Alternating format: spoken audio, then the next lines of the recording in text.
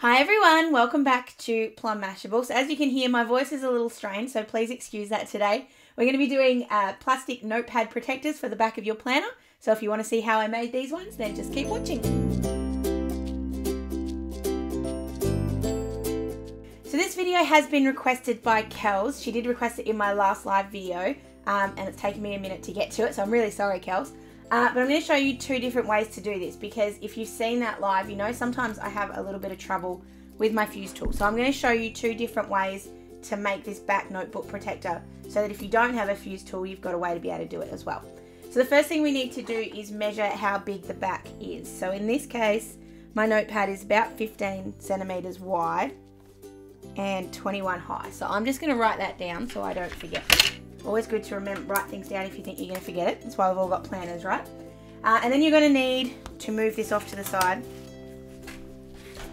And you need to grab in some plastic pockets. So these ones are just normal ones from Officeworks, but they are the heavy duty ones because they're just a little bit stronger. And actually in this case, we're going to use these pockets to our advantage just a little bit. So this first pocket we're going to make is the one that we're going to fuse. So I'm just going to move that off and grab my mat in, because I just kind of need that to sit where it needs to sit. Stay. Sometimes it pulls the weight of the fuse actually pulls the thing down, but fingers crossed it'll sit still. So then what we need to do is we need to actually measure out, sorry that's the wrong one. I've got some sticky on this one, which I didn't mean to have. So we need to measure out how much we need. Now the best way to do this is to grab yourself a whiteboard pen. And the reason for that is that you can write on the plastic and then wipe it off, so you don't have to worry about making marks. So we need it to be 15 centimeters wide and 21 centimeters high. And then we need to leave a little flap. So for that reason, we need to go this way.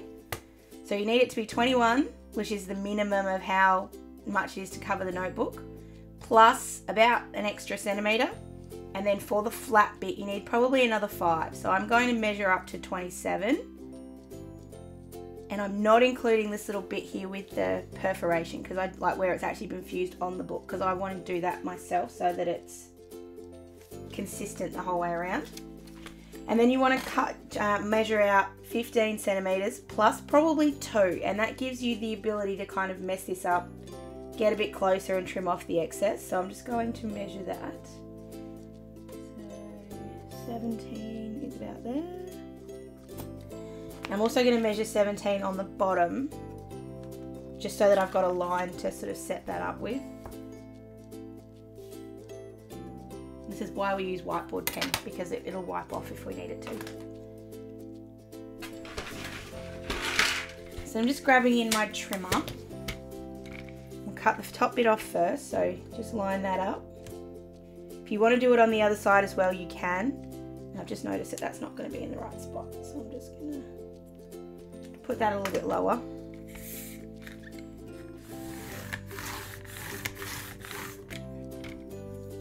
Okay. I always cut a couple extra times with the plastic just because it doesn't always cut straight through. And we're going to cut down this line, just line them up.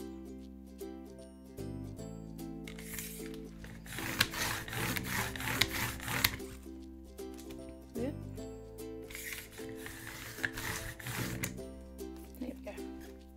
And I'm also just going to really closely cut off this bottom bit. I'm going to leave the other side, because that way it doesn't, because that looks just flat, it's okay. There we go. Oops. So there we have our little pocket.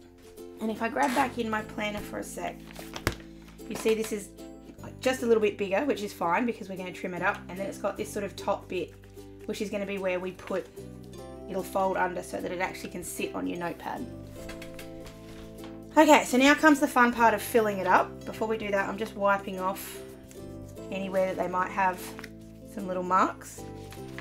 And because this one's already got the fold, this actually makes it really easy to stack up. So what I'm going to do is I'm going to put this little bow die cut. You can put a whole bit of cardboard if you want to. You can put whatever you like in here. Just going to make this one a little bit more simple. I just want a die cut and some glitter just for something different. You guys know I'm not usually a glitter girl, let alone a pink girl, but for this case we're going to give it a shot. So just a little bit of glitter there, not too much, and then that die cut.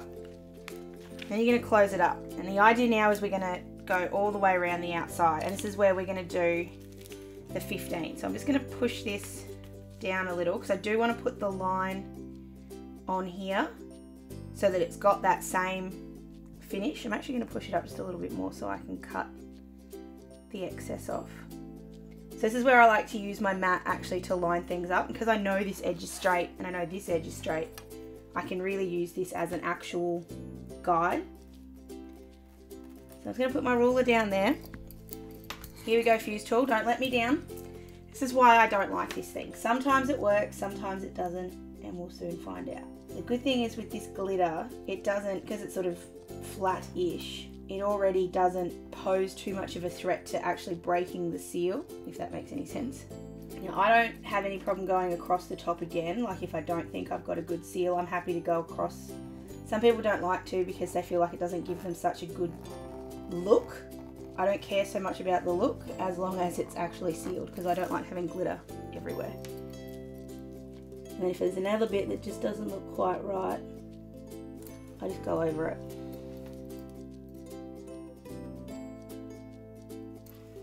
Sometimes I reckon the ruler actually gets in the way.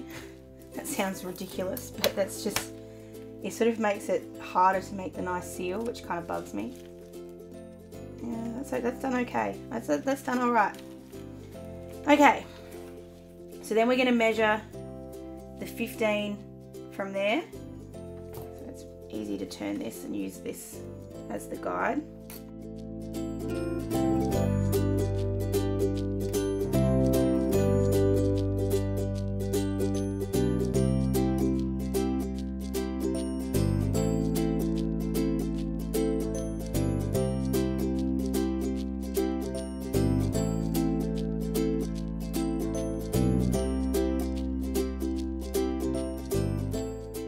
We're going to do the bottom, and then we can actually start kind of moving things around a little bit. We can always add in some more glitter at this point if we want to. You can actually do all of this without having to put any of the glitter in if you want, but it's up to you.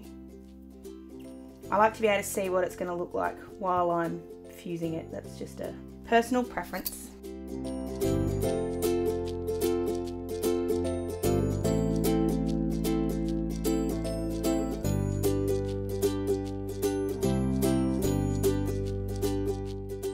So that bottom bit I've made a little bit of a mess of. It just got stuck. The wheel gets stuck, which just drives me nuts. But you can see now the way that glitter all sort of stays in there. I am going to add just a little bit more. Okay, probably a lot more. Now, what I can see at the bottom, I don't know, maybe I just missed. I thought that was coming out, but maybe it's not. Okay, so I'm just going to pack this down a little bit because I just don't want too much coming through to the back bit.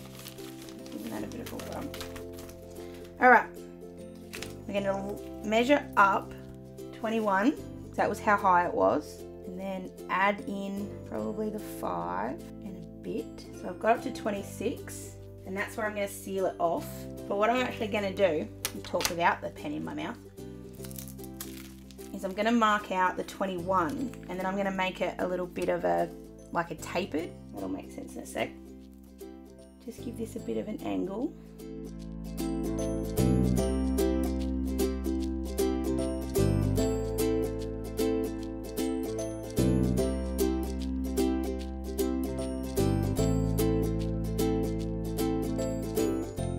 So that's there where we're going to fuse that. I'm going to fuse it at the top first, just through the bits, like just through that little gap bit, so you don't need to fuse the rest obviously.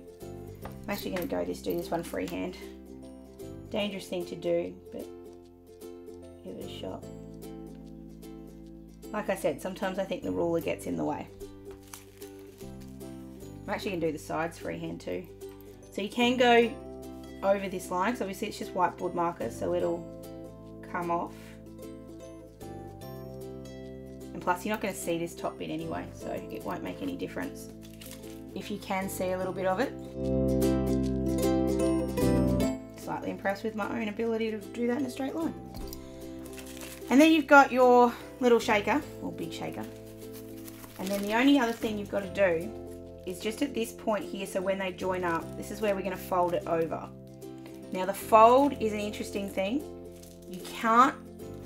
you can put like an actual line here and actually fuse it so that it stays sort of that folded bit. I don't like to. I kind of like to leave it how it is and just let it naturally, the plastic will naturally sort of fold that way eventually.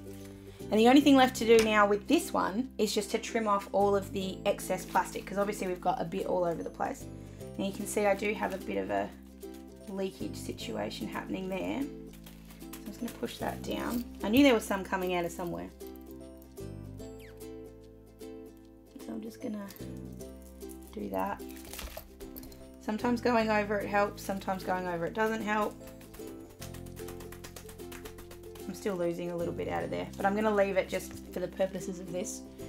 As you guys know, I have a love-hate relationship with my fuse tool, so I'm happy to show you that occasionally it doesn't like me. Actually, more than occasionally it doesn't like me. So I'm just going to cut off all of the excess. You can do this with scissors if you don't want to do it with your paper trimmer. It's whatever's you're most comfortable with. And obviously just don't go over the lines that you've fused. You need to give it a bit of a gap, but it'll look slightly nicer.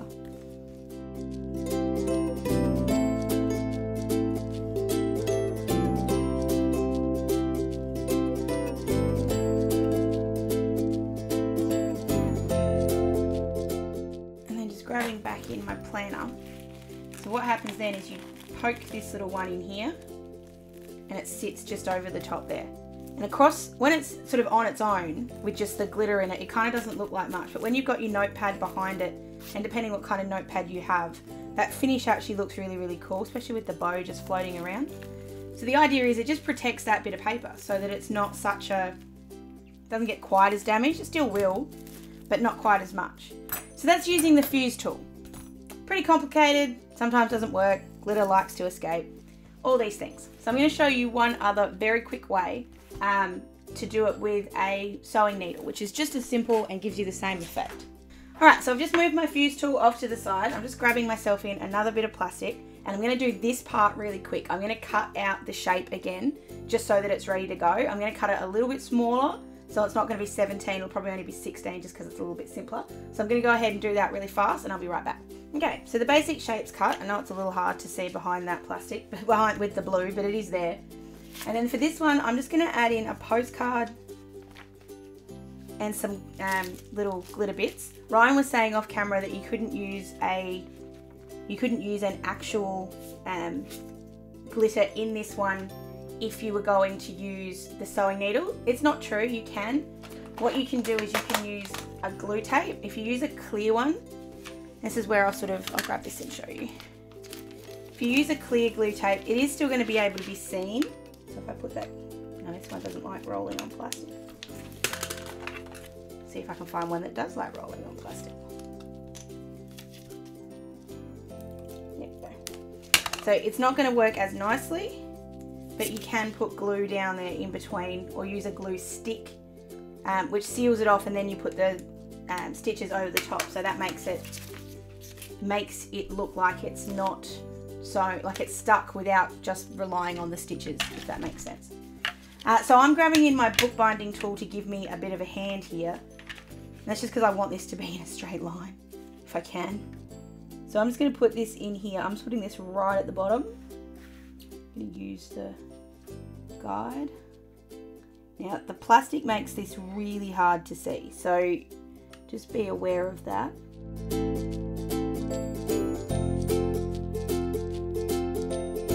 So just grab the little poking tool, and I'm just doing every hole along here.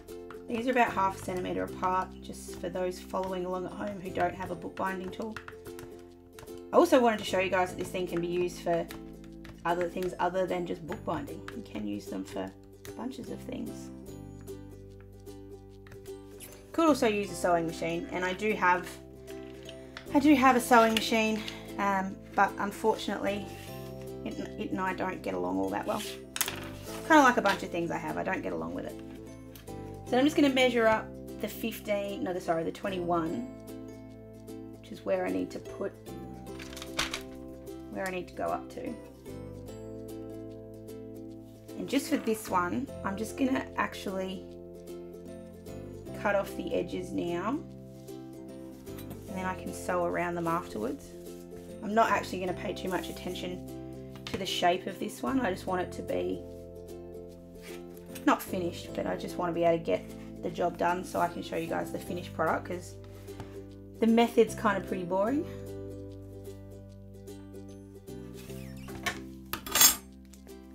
I'm just going to cut these ones with scissors. Just whenever you're using scissors to cut plastic, just be aware they move. Like this, the bit on the bottom may move just a little bit. When you're using a trimmer, it doesn't do it so much because it uses the pressure of the trimmer to actually keep the two bits of plastic together. That's horribly cut, but anyway. So the other reason I did that was because my bit of plastic didn't quite fit in my bookbinding tool, so now it does. Just.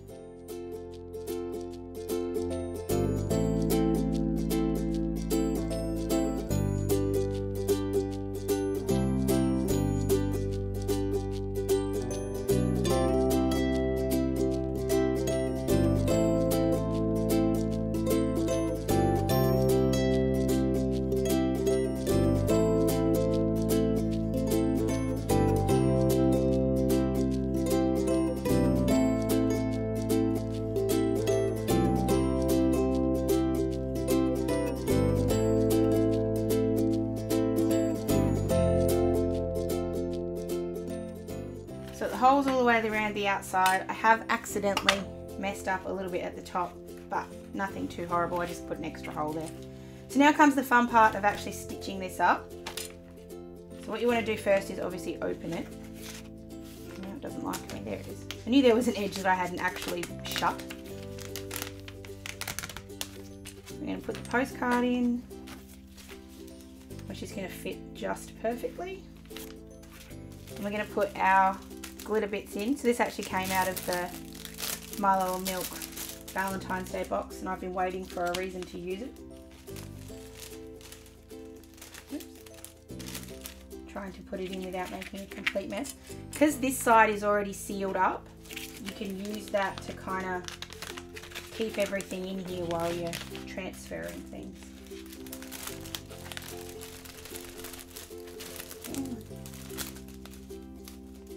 Some are reluctant to leave.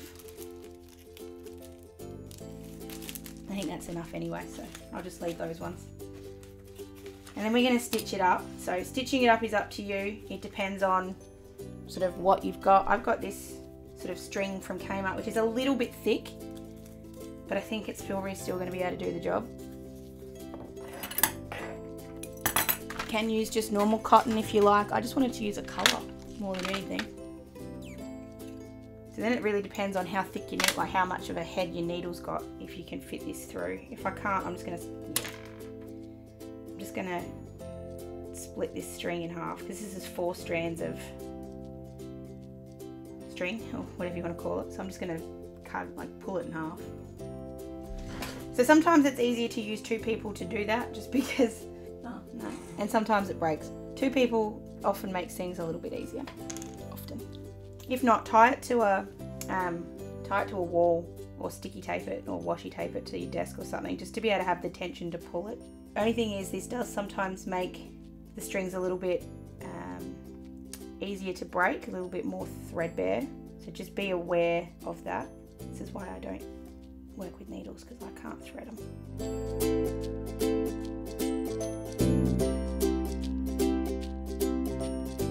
All right, there we go. So like I said, just be a little bit careful now when you're going through, just because it has a tendency to break. This should get us all the way around. I always start sort of on the side. I'm not putting a knot in because I don't want, I'll tie it off at the end once I get around there, and I'm just doing single stitches all the way around. You could do blanket stitch if you liked, which would actually look really cool, but I'm just going to do a simple stitch. And because there is so much string, it is going to be a bit of a pain. Just a tip, which I've just remembered, because duh. Just grab a little bit of washi tape and just stick this down on the back at the start, so that way you've got some tension. Otherwise you're just going to end up pulling that string out the whole time. So I'm going to go ahead and do this super fast, and I'll be right back.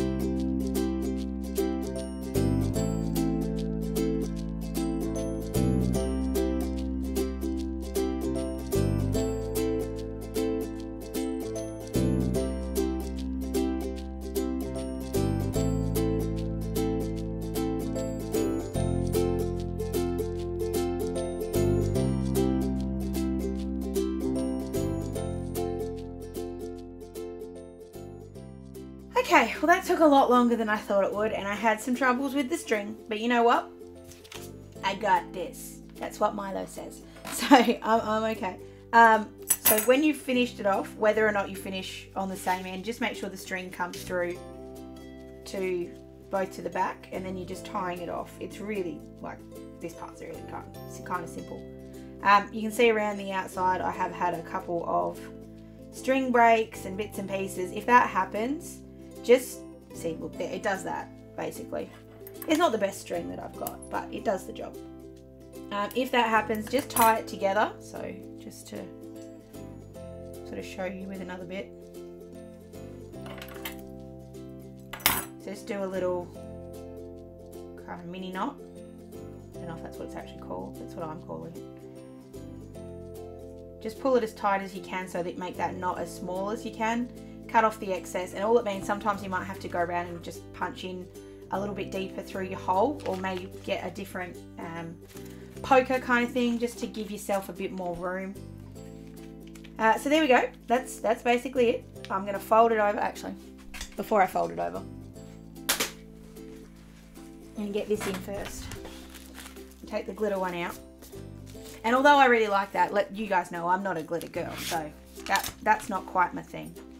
Oh, that looks so cute. I'm going to fold this in. This way it's going to sit exactly where it needs to. The fold will sit nicely. There we go. And obviously over time, so there we go, that's the fold there. Over time that'll become more of a pronounced fold, and it will sit a little bit nicer. But in the meantime, that's not too bad. And it just sits there, and I'm going to leave that because I think that looks effing awesome. The downside is that's probably just a little bit wide, because it's just a little bit too wide for my notebook. That's okay. It doesn't matter if it's a little bit wider. It's not going to do any damage to it. But I really like the stitching, and if you wanted to, you could stitch across the top. I probably will do that later. I won't do it now. But you can stitch across the top so that you've got the effect the whole way around. But these aren't going to come out, and because it's clear, you can see the back end, thanks Jeff, of the stitches, which kind of looks really cool. So that is it for today's video. I hope you did enjoy this 2 different ways to make yourself a shaker notepad protector. A lot of people ask me what I use like the little sequins in the Planners Anonymous kits for. These would be really good in here, especially with some of the die cuts. You could just use normal die cuts, you could use beads, you could use anything. You could use washi tape on, like, unstuck if you wanted to. But I love the way that it gives you some movement in the back of your planner, which sometimes you don't have, and it protects your notepad at the same time. Don't forget to give this video a thumbs up if you did enjoy it, and make sure you're subscribed to my channel so you don't miss any future videos. I have a Kiki K haul coming up this week. I'm very excited. Hope you guys have the best week, and I will see you again for that video on Wednesday. Sending lots of huggles. Bye!